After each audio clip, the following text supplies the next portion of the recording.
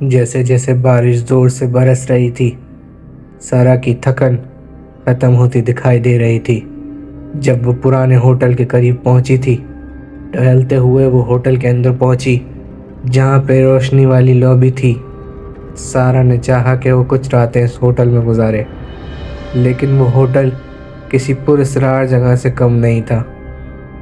اس نے اس بات کو نظر انداز کرتے ہوئے ہوٹل کے اندر چیک ان کیا اور تیسری منزل پر اپنے کمرے کی چابی حاصل کی۔ جیسے ہی سارا کمرے میں داخل ہوئی، اس نے محسوس کیا کہ وہاں کی ہوا میں پھولوں کی خوشبو پھیل رہی ہے۔ اس نے اپنے بیگ کا سامان کھولا، اس پریشان کن احساس کو دور کرنے کی کوشش کی۔ کچھ ٹھیک نہیں تھا۔ جیسے جیسے رات ڈھلی، بے چینی کا احساس اس کے اندر بسنے لگا۔ اسے ہر طرف سے ہلکی سی سرگوشیاں سنائی دیتی تھیں، لیکن جب اس نے ادھر ادھر دیکھا تو وہاں کوئی نہیں تھا۔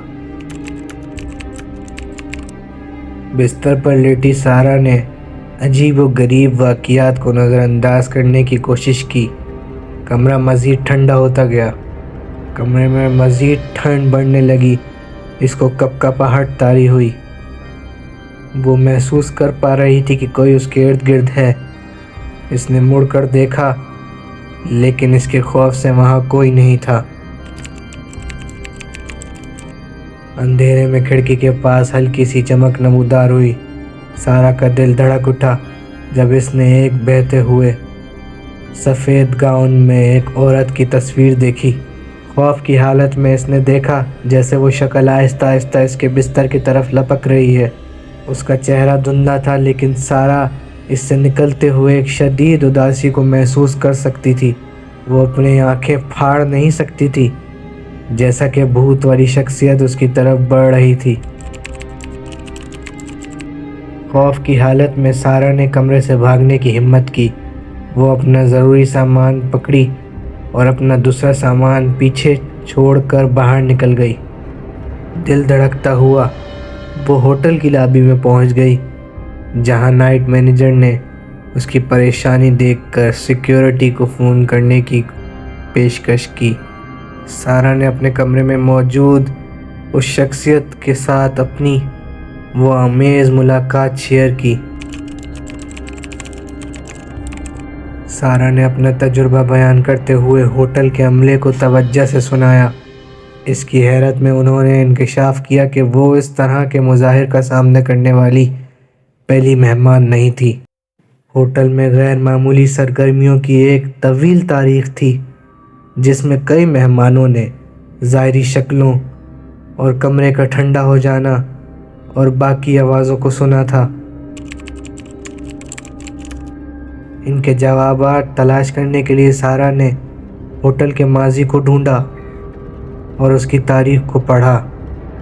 اس نے پتہ کیا کہ یہ ہوٹل 1900 کی دہائی میں ایک امیر خاندان کی ملکیت میں ایک عظیم حویلی تھی، اور اس میں حادثہ پیش آیا جب سب سے چھوٹی بیٹی لیلی کی پراسرار حالت میں موت ہو گئی، اور اس کی روح نے کبھی بھی اس جگہ کو نہیں چھوڑا اور وہ بھوت بن گئی جو ہوٹل کو ستا رہی تھی۔ سارا نے لیلی کی کہانی کے بارے میں علم سے لیس ہو کر کمرے میں واپس آنے کا فیصلہ کیا۔ گھبراہٹ کے ساتھ اس نے لیلی کی موجودگی اور درد کو تسلیم کرتے ہوئے روح سے نرمی سے بات کی۔ جیسے ہی اس نے ایسا کیا، کمرے میں سکون کا احساس چھا گیا۔ سرگوشیوں کی آواز بند ہو گئی اور سردی ختم ہو گئی۔ لیلی کی روح کے ساتھ سارا کے تصادم نے شکار کو بند کرنے کا احساس دلایا۔ ہوٹل کے عملے نے کمرے کے ماحول میں نمایاں تبدیلیاں دیکھیں، اور اس کے بعد آنے والے مہمانوں کو غیر معمولی مظاہر کا سامنا نہیں کرنا پڑا۔ سارا نے ناقابل وضاحت کے لیے ایک نئی تعریف کے ساتھ ہوٹل کو چھوڑ دیا، یہ جانتے ہوئے کہ کبھی کبھی ماضی انتہائی پراسرار طریقوں سے ہم تک پہنچتا ہے۔ اس ہوٹل کے کمرے کی کہانی ایک یاد دہانی کے طور پر کام کرتی ہے کہ کچھ جگہوں پر تاریخ ہے جو وقت کے آگے ہے۔ اگرچہ شک کرنے والے اس طرح کے مقابلوں کو مسترد کر سکتے ہیں، سارا کے تجربے اس نے اس یقین کے ساتھ چھوڑ دیے کہ بعض روحیں تسلیم اور حل کی تلاش میں رہتی ہیں۔ ہوٹل کا بھوت اسرار ہمیشہ کے لیے اس کی زندگی کا حصہ رہے گا، اسے زندہ اور نامعلوم کے درمیان کی پتلی سرحد کی یاد دلاتا رہے گا۔ اگر آپ کو ہماری ویڈیو اچھی لگتی ہے تو لائک اور شیئر ضرور کیجیے گا۔